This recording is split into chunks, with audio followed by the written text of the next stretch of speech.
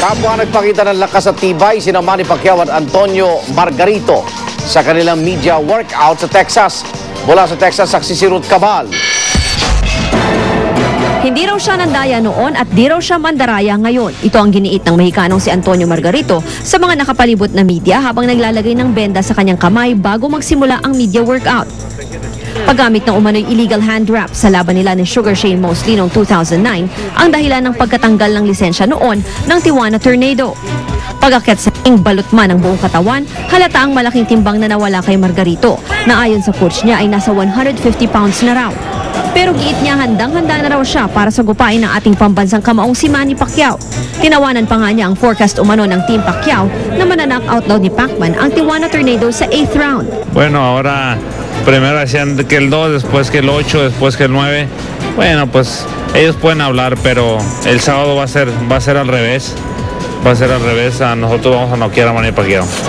Kahit ang trainer ni Margaritong si Robert Garcia, kumpiyansa raw sa kondisyon ng kanyang boksingero at marahil raw ito ang dahilan kung bakit daw mukhang binantayan pa umano ng Team Pacquiao ang workout nila. They're the ones here sitting down watching us train. We don't need to see him train. You know, they're the ones worried.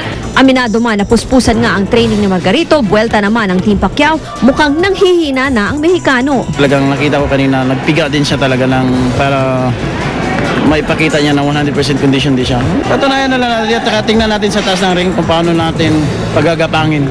Nang tumungtong nga sa ring si Pacquiao, kapansin-pansing mas maliksi at energetic ito kumpara kay Margarito. Panay pa nga ang tawa at bati sa fans. Lagi naman tayong kumpiyansa, walang problema. And then ready na tayo sa fight.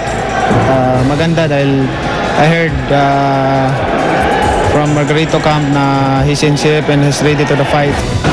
Kanya-kanyang lakas, kanya-kanyang tibay ang pinakita ni Antonio Margarito at Manny Pacquiao dito sa kanilang media workout. Pero ang tunay na sukatan, dun mismo sa kanilang laban sa November 14. Mula rito sa Texas, ako si Ruth Cabal, ang inyong saksi. At narito naman po ang mabilis na sulyap sa iba pang balita. Inutusan ng Las Vegas Court ang boksingerong si Floyd Mayweather Jr. na layuan ang dating kasintahan at ang kanilang dalawang anak. Pinagbuhatan umano ng kamay ni Mayweather ang kanyang dating nobyang si Josie Harris at nanakot pang sasaktan din ang kanilang dalawang anak. Nahaharap sa patong-patong na kaso si Mayweather at posibleng makulong ng mahigit 30 taon kung mapapatunayang nagkasala. Samantala, niyanig ng lindol ang ilang lugar sa Metro Manila at iba pang bahagi ng Luzon dapong alas 6:30 ngayong gabi. Ayon sa PHIVOLTS, 5.2 ang magnitude ng lindol at ang epicentro ay nasa Zambales.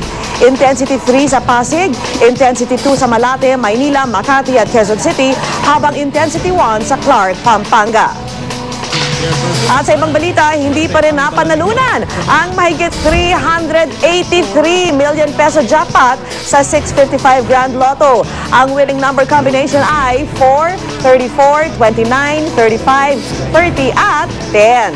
At di tulad ng ilang senador, hindi pa naman daw naengganyo sa Lotto fever si Pangulong Noynoy Aquino.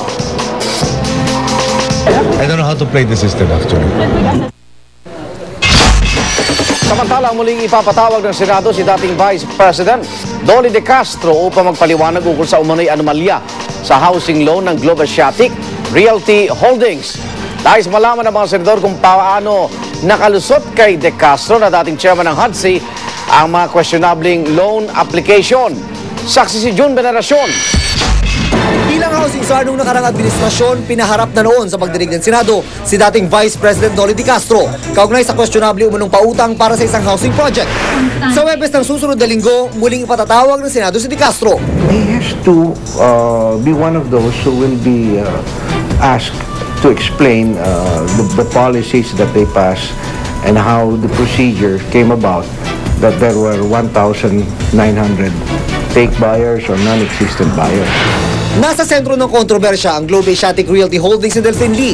Ang modus operandi, gumamit umano ng fake borrower para makautang ng 7 bilyong piso mula sa pag-ibig fund sa kumpanya ni Lee.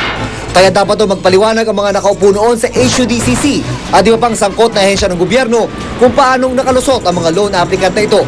Bukod kay De Castro, ipatatawag din ang Undersecretary noon ng HUDCC na si Mary Antoinette Lucille Ortile. Nasa opisina ngayon ng Executive Secretary Paquito Ochoa, nagtatrabaho si Ortile. She was the Secretary General of the HUDCC. She was only number 2 to Vice President Noli De Castro. Tinanggihan ng opisina ni Ochoa ang pakiusap ng GMA News na makausap si Ortile. Pero ayon kay Pangulong Noynoy Aquino, walang dahilan para hindi siputin ni Ortile ang investigasyon ng Senado. We about transparency. No? I think she should be present in the Senate House. Balak din ipatawag ng Senado ang ilan sa mga di umano'y peking loan applicant na ginamit daw ng Globe Asiatic. Sabi ni Senador Sergius Manyo III, marami pa silang dapat malaman. Ang malinaw daw ay nagkaroon ng sabwatan. Ang tanong ngayon ay kung gaano kataas aabot ang kontsabahan para mailusot ang bilyon-bilyong pautang. We'll go as high as the evidence leads us to. There'll be no sacred cows. Sinusubukan pa rin namin kunin ang panig nila De Castro at Lee. June Veneracion ang inyong saksi. At sa iba pa ring balita, sumuko na sa mga otoridad sa Bulacan ang wanted carnapping suspect na si Raymond Dominguez. Nais daw nitong linisin ang kanyang pangalan, pati na rin ang pangalan ng dating sexy star na si Katrina Paula na napabalitang ka-live-in ang suspect. Narito po ang report. Ayaw humarap sa kamera ng carnapping suspect na si Raymond Dominguez. Pero ayon sa kapatid niyang si Roger, kusa itong sumuko sa Bulacan Prosecutor's Office at umayag na makulong sa Bulacan Provincial Jail para na rin daw malinis ang kanyang pangalan. Wanted si Dominguez sa sari-saring reklamo, kabilang ang carnapping with homicide, rape at illegal possession of firearms. Siguro hindi rin siya makakatulog. Kung may problema siya dahil ang dami nang naapektuhan. Yung mother ko, yung family namin. Nais din daw linisin ni Dominguez ang pangalan ng dating sexy star na si Katrina Paula. Nadamay sa kaso si Katrina Paula matapos mababalitang ka-live-in nito ni Dominguez. Sa raid kasing isinagawa ng mga pulis sa kondominium na tinitirahan ng umano'y magkasintahan, sari-saring ebidensya ng carnapping ang na-recover. Pero nauna nang lumutang si Katrina Paula noong Sabado para itangging may relasyon sila ni Dominguez. Casual acquaintance lang daw niya ang suspect at nagkataon lang na nakatira sila sa parehong condominium building. Hindi ko alam kung anong klaseng tao siya at kung ano mang, alam mo yun, kung ano mang trabaho, wala akong pakialam eh. Para sa saksi, Rosetti Rivera, nag-uulat.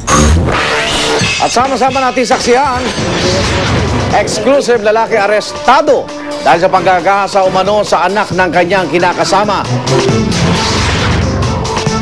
Pag-ibig at romansa, mas nagpapasaya raw sa mga lalaki kaysa sa mga babae ayon sa NSCB survey. At iba't ibang tema ng Belen tampok sa Belenismo Festival sa Tarlac. Balitang hatid ng isang liga ng katotohanan. Sama-sama natin pagiging saksi.